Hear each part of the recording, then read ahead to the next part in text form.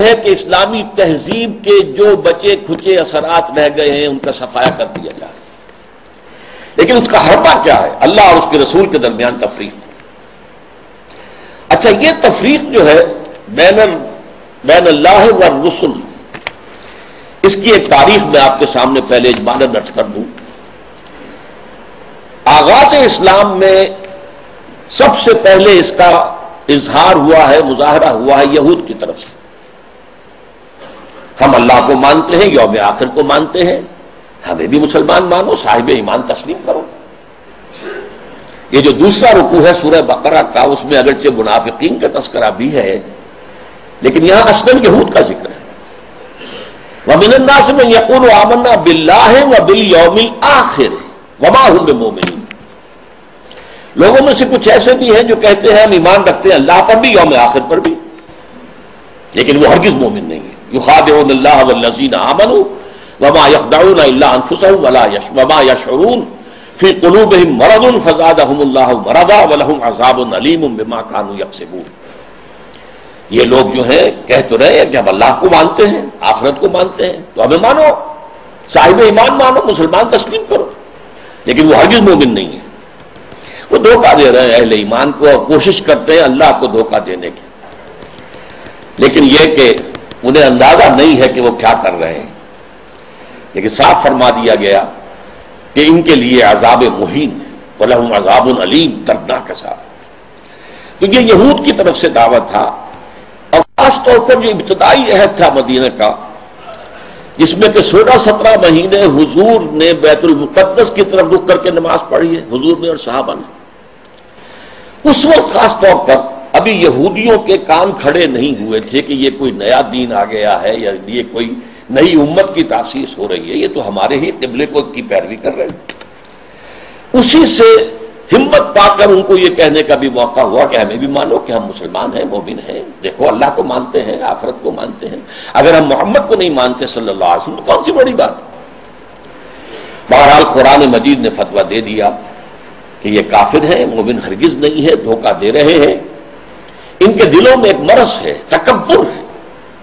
کیوں نہیں مان رہے محمد کو صلی اللہ علیہ وسلم؟ تکبر، اور اس کی وجہ سے اللہ نے ان کے تکبر میں، ان کے مرض میں اضافہ کر دیا ہے۔ وَلَهُمْ عَذَابٌ عَلِيمٌ بِمَا كَانُوا يَكْسِبُونَ، اور ان کے لیے دردناک عذاب ہے بسبب اس کے کہ جو جھوٹ وہ بول رہے ہیں۔ نمبر 2 پر منافقین نے جو شکل اختیار کی، وہ پورے زور دے کر کہتے تھے کہ ہم اے محمد آپ پر ایمان رکھتے ہیں، لیکن یہ کیا ضروری ہے کہ آپ کو ہر معاملے میں حکم تسلیم کریں؟ یہ کیا ضروری ہے کہ آپ کا ہر حکم بھی مانیں؟ آپ کی رسالت کا کام پورا ہو گیا، آپ نے قرآن لا کر ہمیں اللہ کی کتاب دے دی، اب جو کچھ قرآن میں ہوگا اس کو تو مانیں گے، لیکن یہ کہ آپ کا حکم، آپ کا قول، آپ کا فرمان، آپ کا قانون، یہ کیوں مانیں؟ چنانچہ آپ دیکھیے سورہ منافقون کی پہلی آیت میں سب سے زیادہ شد و بد کے ساتھ وہ ذکر ایمان بالرسول کا کر رہے ہیں۔ اذا جاءك المنافقون قالوا نشهد انك لرسول اللہ۔ اے نبی، جب آپ کے پاس یہ منافق آتے ہیں اور کہتے ہیں کہ ہم گواہ ہیں کہ آپ اللہ کے رسول ہیں، واللہ یعلم انک لرسول، اور اللہ خوب جانتا ہے، اللہ سے بڑھ کر اور کس کو معلوم ہوگا کہ اے محمد آپ اللہ کے رسول ہیں صلی اللہ علیہ وسلم۔ واللہ یشہد ان المنافقین لکاذبون، لیکن اللہ تعالیٰ گواہی دیتا ہے کہ یہ منافقین جو ہیں یہ جھوٹ بول رہے ہیں، ان کا آپ کی نبوت و رسالت پر وہ ایمان نہیں ہے کہ جو ہونا چاہیے۔ خاص طور پر قتال کے معاملے میں انہوں نے یہ کہنا شروع کر دیا تھا کہ یہ تو خود اپنی طرف سے شروع کر دیا ہے محمد نے صلی اللہ علیہ وسلم۔ ابھی قرآن میں تو قتال کا ذکر ہی نہیں آیا، اور وہ کہتے تھے کہ کوئی صورت کیوں نہیں اتری؟ یہ جو چھیڑ چھاڑ مکے والوں سے شروع کر دی ہے، یہ جو ان کے قافلوں کا پیچھا کر رہے ہیں، تعاقب کر رہے ہیں، ان کی پولیٹیکل آئسولیشن اور اکنامک بلاکیٹ کے جو اقدامات کیے یہ تو خود کیے انہوں نے، اس کا اللہ کی کتاب سے تو کوئی تعلق نہیں ہے۔ اسی پر سورہ محمد نازل ہوئی ہے صلی اللہ علیہ وسلم، لیکن یہ جو معاملہ ہے اس پر بھی فرما دیا گیا کہ یہ کفر ہے۔ فَلَا وَرَبِّكَ لَا يُؤْمِنُونَ حَتَّىٰ يُحَكِّمُوكَ فِي مَا شَجَرَ بَيْنَهُمْ، تو نہیں اے محمد صلی اللہ علیہ وسلم، آپ کے رب کی قسم، یہ ہرگز مومن نہیں ہوں گے جب تک کہ ہر اس معاملے میں جو ان کے درمیان آئے آپ کو آخری حکم تسلیم نہ کریں، اور اس کے بعد جو فیصلہ آپ کر دیں اس پر یسلموا تسلیما، اس کو تسلیم کریں جیسے کہ تسلیم کرنے کا حق ہے۔ ثم لا یجدوا فی انفسہم حرجا مما قضیت، پھر وہ اپنے سینوں میں تنگی بھی محسوس نہ کریں آپ کے فیصلے پر، یعنی مان تو لیا ہے لیکن سینے کے اندر تنگی ہو رہی، بات یہ غلط ہی ہے، یہ خام خواہ جبرن ماننی پڑ رہی ہے، کیا کریں، مسلمانوں میں اپنے آپ کو شامل کرانا ہی ہے۔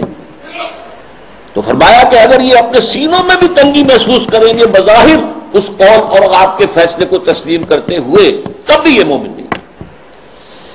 فلا وربک لا یؤمنون حتی یحکموک فیما شجر بینہم ثم لا یجدوا فی انفسہم حرجا مما قضیت ویسلموا تسلیما، یہ صاف فیصلہ قرآن کا۔ وما ارسلنا من رسول الا لیطاع باذن اللہ،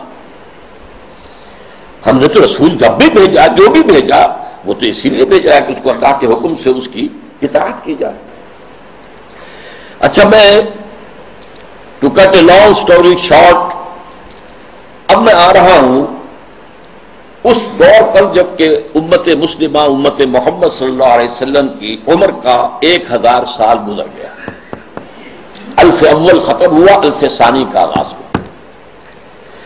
اس وقت یہ فتنہ بڑے شد و مد سے ہندوستان میں اٹھا، اکبر اعظم، مغل اعظم، اب تو اس کی جو پکچر ہے وہ بھی پاکستان میں آ گئی ہے، درآمد کر لی گئی ہے، مغل اعظم، اکبر اعظم، اس نے جو دین الہی شروع کیا تھا اسے دین اکبری بھی کہہ دیا جاتا ہے، اکبر سے نسبت کی طرف کی وجہ سے۔ دین الہی اس کا مطلب کیا تھا؟ اللہ کو مانو، باقی رسولوں کے ماننے سے تفرقہ ہوتا، رسولوں کی شریعتیں جدا ہیں، خود قرآن کہتا ہے سورہ مائدہ میں وَلِكُلٍّ جَعَلْنَا مِنْهُمْ شِرْعَةً وَمِنْهَاجًا، ہم نے ہر ایک کے لیے ایک شریعت مقرر کی ہے، ایک منہاج مقرر کیا، ایک طرز عمل اور ایک جو منہج ہے وہ معین کیا۔ تو جو فرق لوگوں میں آتا ہے وہ رسالت کی وجہ سے آتا ہے۔ اللہ تو سب کا ایک ہے، وہ تو یہ ہے کہ لوگ مختلف ناموں سے اللہ کو پکارتے ہیں، پرمیشور کہہ لیں، مہادیو کہہ لیں، اور جو بھی آپ چاہیں پرماتما کہہ لیں، اللہ کہہ لیں، یہ سب سے کیا فرق واقع ہوتا ہے؟ وہ ایک ہی ہے، ایک ہی حقیقت ہے، بس اس کو مانو، اس کو پوجو، اس سے محبت کرو، اس سے لو لگاؤ، اس کا قرب حاصل کرو، باقی ان چیزوں کو چھوڑو، ان کی کوئی حیثیت نہیں۔ اس فتنے کے پیچھے اس کی سیاسی حکمت عملی بھی تھی۔ ہندوستان کے حالات کو یقیناً یہ کہ اگرچہ وہ ان پڑھ تھا، بالکل ان پڑھ، لیکن ذہین بہت تھا، دعویٰ کر لیا تھا کہ ہندوستان کا اصل مسئلہ یہی مذہبی تفاوت اور فرق ہے، لہذا کوئی شکل ایسی ہو کہ یہ تفرقے کو مٹا دیا جائے، اور اس کی شکل یہ شریعت کا اور رسالت کا تصور جو ہے بیچ میں سے نکال دیا جائے، تو اللہ کے اوپر اللہ کو رام کہہ لو، رحمان کہہ لو، کیا فرق واقع ہوتا ہے؟